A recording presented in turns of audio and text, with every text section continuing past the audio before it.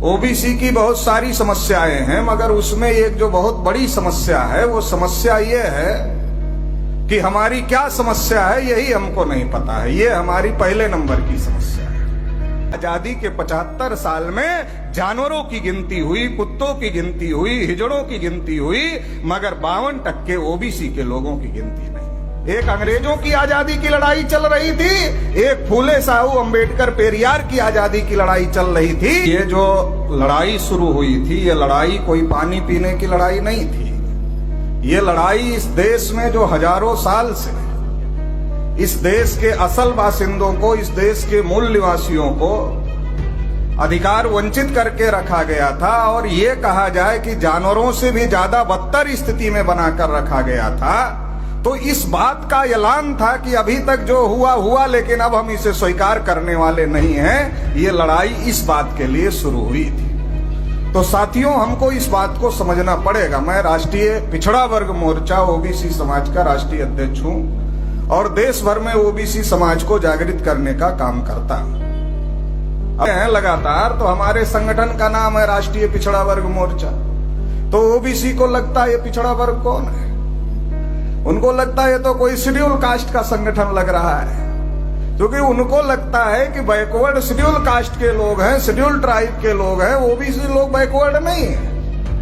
वो other backward भी हो गए, स्पेशल बैकवर्ड भी हो गए, इसके बावजूद अपने को बैकवर्ड मानने के लिए तैयार नहीं है। बैकवर्ड नहीं है हम, लेकिन आरक्षण चाहिए, ऐसा तो संविधान में कोई व्यवस्था मेरी जानकारी में नहीं है कि जो बैकवर्ड नहीं है उसको भी रिजर्वेशन मिलना चाहिए। ऐसी कोई व्यवस्था संविधान में है, इससे तो मेरी जानकारी में नहीं है। तो अगर आरक्षण चाहिए, मराठा को चाहिए, कुंभी को चाहिए, तेली को चाहिए, माली को चाहिए, धनगर को चाहिए, नाई को चाहिए, घिसाड़ी को चाहिए, जिसको भी चाहिए, उसको ये समझना पड़ेगा कि आरक्षण किस बात के लिए संविधान में दिया गया है। अगर हम इस बात को नहीं समझेंगे कि आरक्षण किस बात के लिए संविधान में दिया गया है, तो चुपके से तहसील से सर्टिफिकेट निकालते हैं, नौकरी के लिए लगाते हैं, नौकरी ले लेते हैं और फिर चुप हो जाते हैं। तो इससे तो आरक्षण नहीं मिलने वाला है, ना आरक्षण बचने वाला है। अगर आरक्षण चाहिए तो आरक्षण की लड़ाई समझना पड़ेगा, आरक्षण की लड़ाई जानना पड़ेगा। आजादी के 75 साल में जिस मूवमेंट की वजह से हम लोगों को आरक्षण मिला, जिस मूवमेंट की वजह से स्पेशल सुविधा हम लोगों को मिली, उस मूवमेंट के बारे में ओबीसी के लोगों को कोई जानकारी नहीं। देश में 1848 में जो लड़ाई ज्योतिबा फूले ने शुरू किया, छत्रपति साहू महाराज ने उस लड़ाई को आगे बढ़ाया और बाबा साहब अम्बेडकर ने उस लड़ाई को मुकाम तक पहुंचाया और भारतीय संविधान लिखा। और भारतीय संविधान में तमाम जो बैकवर्ड क्लासेज के लोग थे, एससी, एसटी, ओबीसी, माइनॉरिटी, उन सभी लोगों को अधिकार देने का काम किया। इस बात को ओबीसी के लोगों को समझना पड़ेगा, इस लड़ाई को ओबीसी के लोगों को समझना पड़ेगा। नहीं तो आजादी के 75 साल में हमको तो सेकुलर और कम्युनल में उलझा दिया गया है और हम उलझे हुए हैं। एक पार्टी हल्ला मचाती है हम सेकुलर है, एक पार्टी हल्ला मचाती है हम कम्युनल है, और आधे ओबीसी के लोग सेकुलर के नाम पर, आधे ओबीसी के लोग कम्युनल के नाम पर वो उन्हीं लोगों के पास में जाते हैं जिन ब्राह्मणों ने ओबीसी के लोगों को शूद्र घोषित किया, अनुसूचित जाति के लोगों को अछूत घोषित किया, उनको पढ़ने लिखने के अधिकार से, धन संपत्ति रखने के अधिकार से, बोलने सुनने के अधिकार से, कुर्सी पर बैठने के अधिकार से, तमाम प्रकार के अधिकारों से वंचित किया। आज भी सेकुलर और कम्युनल के नाम पर ओबीसी उन्हीं तमाम पार्टियों में हिस्सा बने हुए हैं। तो इससे ओबीसी को हक अधिकार नहीं मिलेगा। 75 साल आजादी को हो गए। एक अंग्रेजों की आजादी की लड़ाई चल रही थी, एक फूले साहू अंबेडकर पेरियार की आजादी की लड़ाई चल रही थी। वो कह रहे थे कि अंग्रेज तो देश छोड़कर चले जाएंगे, मगर अंग्रेजों के जाने के बाद जिन ब्राह्मणों ने इस देश में जाति व्यवस्था बनाई, वर्ण व्यवस्था बनाई, छुआछूत बनाया, ऊंच नीच बनाया, भेदभाव बनाया, वो ब्राह्मणों का राज आएगा अंग्रेजों के जाने के बाद में। तो हमारे लोगों के साथ इंसाफ नहीं करेंगे, हमारे लोगों के साथ न्याय नहीं करेंगे। ये बात ज्योतिबा फूले कह रहे थे, ये बात छत्रपति साहू महाराज कह रहे थे, ये बात बाबा साहब अम्बेडकर कह रहे थे। आजादी के 75 साल में वो बात सही साबित हो गई। जो बात ज्योतिबा फूले कह रहे थे, जो छत्रपति साहू महाराज कह रहे थे, जो बाबा साहब अम्बेडकर कह रहे थे, ये बात आजादी के 75 साल में सही साबित हो गई। संविधान बाबा साहब अम्बेडकर के द्वारा लिखे जाने के बावजूद, संविधान में सबके हक अधिकार लिखे जाने के बावजूद आजादी के 75 साल में हम लोग अधिकार वंचित हैं। और समीक्षा किस बात की हो रही है, बात किस बात की चल रही है कि संविधान को बदलना चाहिए। कुछ लोग बात कर रहे हैं संविधान में जो लिखा है वो कहां तक लागू हुआ, कहां तक नहीं लागू हुआ, इसकी चर्चा होनी चाहिए थी। क्योंकि बाबा साहब अम्बेडकर ने कहा था कि संविधान कितना भी अच्छा हो, अगर इसको लागू करने वाले लोग अच्छे नहीं होंगे तो संविधान कभी भी अच्छा साबित नहीं होगा। लागू करने वाले लोग 75 साल से वो लोग हैं जिन्होंने इस देश में जाति व्यवस्था बनाई, इस देश में वर्ण व्यवस्था बनाई, इस देश में छुआछूत बनाया।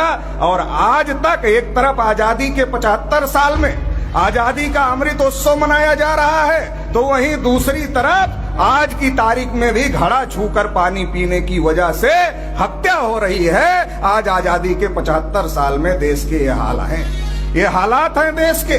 तो हमको समझना पड़ेगा कि जो बात ज्योतिबा फूले, छत्रपति साहू महाराज, बाबा साहब अम्बेडकर कह रहे थे, उस बात को समझना पड़ेगा, उस लाइन को लेकर आगे बढ़ना पड़ेगा।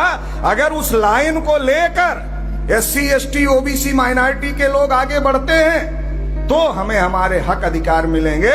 केवल हक अधिकार ही नहीं मिलेंगे, हम इस देश में शासन करती जमात, इस देश का बहुजन समाज, इस देश का मूल्यवासी समाज हो सकता है। उस लाइन को समझने की जरूरत है। खास तौर से OBC के लोगों को मैं ये कहना चाहता, क्योंकि OBC के लोगों को क्या लगता है ये शेड्यूल कास्ट का मूवमेंट, क्योंकि इस प्रकार से प्रचारित किया गया, क्योंकि 3.5% के ब्राह्मणों ने सोचा कि 52% के OBC को अगर ये मूवमेंट समझ में आ गया, अगर फूले, साहू, अम्बेडकर, पेरियार 52% के OBC को समझ में आ गया तो फिर किसको बेवकूफ बनाकर वोट लेंगे और किसका वोट लेकर के राज करेंगे, फिर तो हमारा काम धंधा बंद हो जाएगा।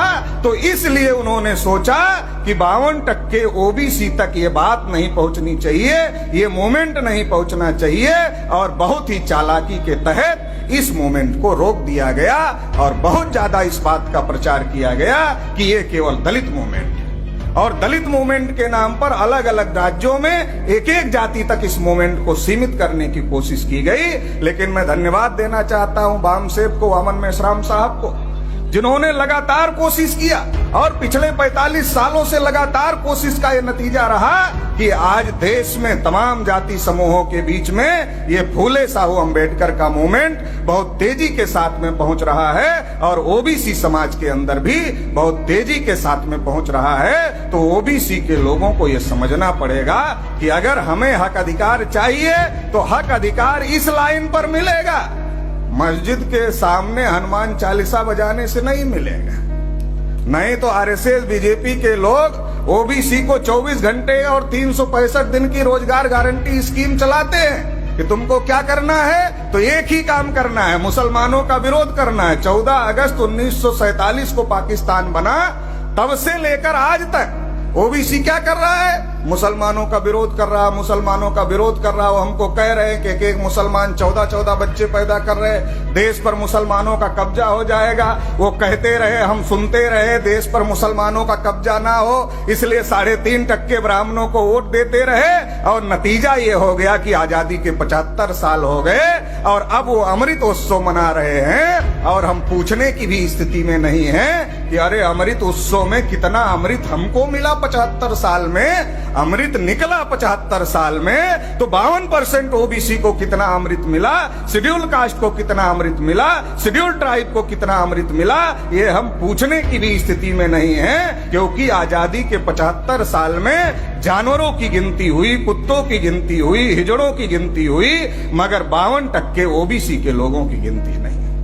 इसमें सब्जेक्ट बनाया गया कि बाबा साहब अम्बेडकर ने कानून मंत्री पद से इस्तीफा दिया। बाबा साहब अम्बेडकर ने संविधान सभा में OBC के लिए आर्टिकल 340 लिखने का काम किया और आर्टिकल 340 जब नेहरू लागू नहीं कर रहे थे तो बाबा साहब अम्बेडकर ने कानून मंत्री पद से इस्तीफा दिया। मगर ये बात OBC के लोगों को पता ही नहीं। ओबीसी के लोगों को क्यों नहीं पता? क्योंकि उनके दिमाग में ठूस ठूस कर भर दिया गया है कि डॉक्टर अंबेडकर शेड्यूल कास्ट के नेता है, तो ओबीसी को क्या पढ़ना है, क्या सुनना है उनको। इस जो मानसिकता है, इस मानसिकता से ओबीसी के लोगों को बाहर निकलना पड़ेगा। अगर हमारे हक अधिकार हमें चाहिए तो उसकी लड़ाई किसने किसने लड़ी, कैसे लड़ी, और उस लड़ाई में हमको क्या मिला, क्या नहीं मिला। जो नहीं मिला उसके लिए हम संघर्ष कर सकते हैं। हम तो ओबीसी के लोगों को पूछ रहे हैं कि मंडल कमीशन की रिपोर्ट पढ़ा क्या? तो ओबीसी के लोग हमारा चेहरा ऐसे देखते हैं जैसे कोई कोलंबिया यूनिवर्सिटी की लेटेस्ट रिसर्च उनसे हम पूछ रहे हैं, ऐसे चेहरा देखते हैं। तो आरक्षण लेते हैं, आरक्षण के लिए लाखों का मोर्चा निकालते हैं, मगर आरक्षण की लड़ाई किसने लड़ी? आरक्षण में हमको मंडल कमीशन की वजह से 27% मिलता है, तो उसमें क्या लिखा है, क्या नहीं लिखा है, क्या मिल गया, क्या नहीं मिला, ये सारी बातें साथियों समझने की जरूरत है। अगर ये सारी बातें हम समझेंगे, दोस्त और दुश्मन की पहचान करें। घोड़ा अगर घास से दोस्ती कर ले तो खाएगा क्या? ओबीसी ब्राह्मणों से दोस्ती करते हैं। अब ओबीसी ब्राह्मणों से दोस्ती करता है तो ओबीसी के हक पर ब्राह्मण कब्जा किया है। आजादी के 75 साल में अगर नरेंद्र मोदी को छोड़ दिया जाए तो एक भी ओबीसी 5 साल के लिए देश का प्रधानमंत्री नहीं बना।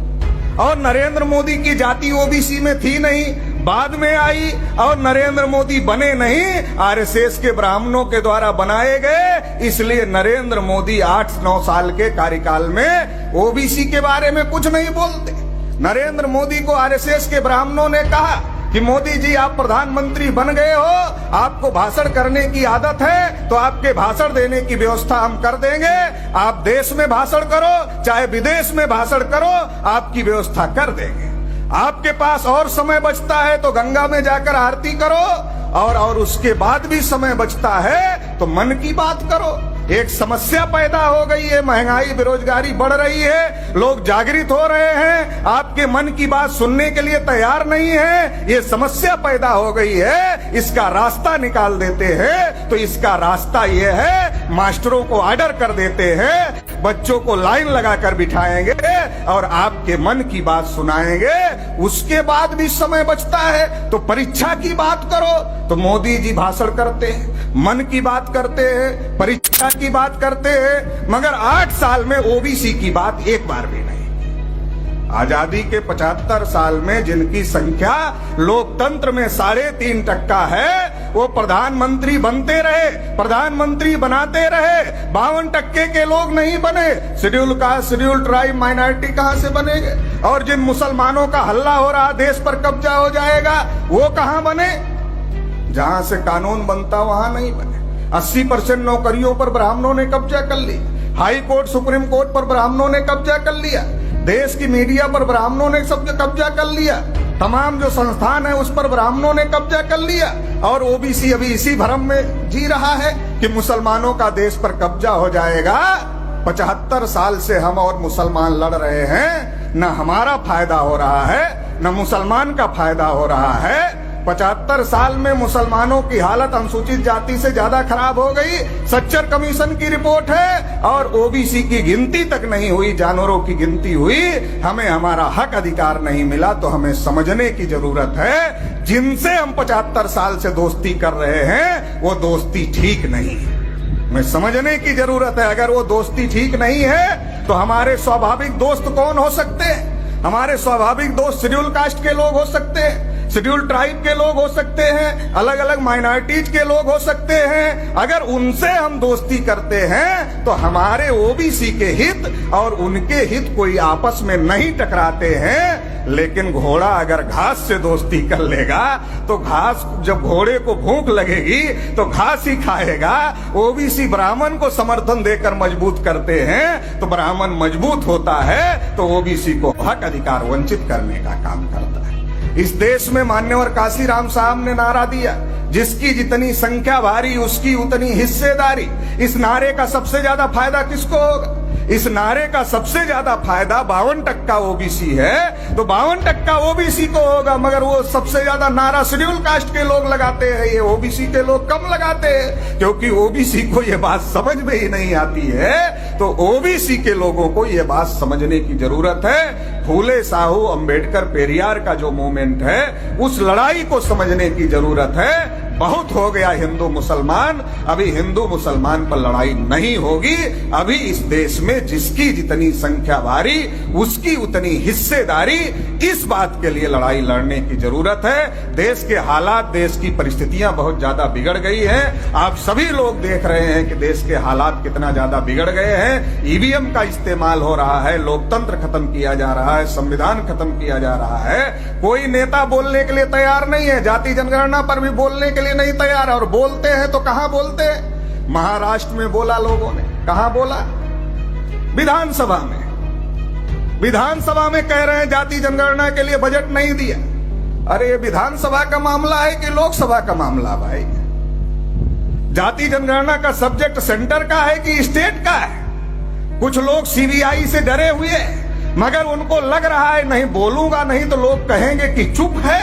तो कहां बोल रहे हैं? राज्य में बोल रहे हैं, स्टेट गवर्नमेंट के खिलाफ बोल रहे हैं। सेंट्रल गवर्नमेंट के खिलाफ चुप हैं, क्योंकि उनको लगता उसके खिलाफ बोलेंगे तो सीबीआई का एक आदमी दरवाजे पर बिठा कर रखा है, ईडी का भी एक आदमी दरवाजे पर बिठा कर रखा है। जैसे बोलेंगे अंदर आ जाएंगे, अंदर आ जाएंगे तो हमें अंदर डाल देंगे।